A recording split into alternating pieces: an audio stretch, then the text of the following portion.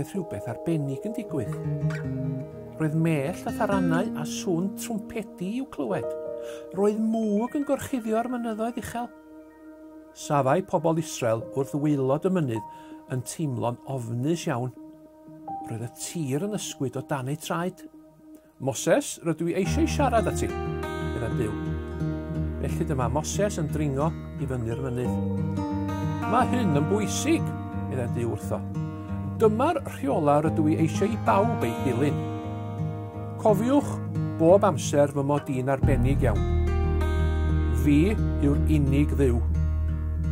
A ddolwch fi, a dim byd arall nag unrhyw un arall. Cofiwch fod un diwrnod yr wythnos yn ddiwrnod arbennig.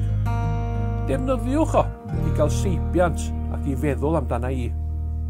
Carwch eich rhieni. Peidiwch â brifo pobl, na dweud celwydd, na dwy'n dim byd.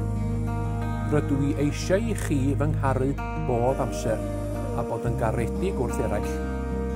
Peidiwch byth ag anghofio'r rheolau hyn, maen nhw'n bwysig.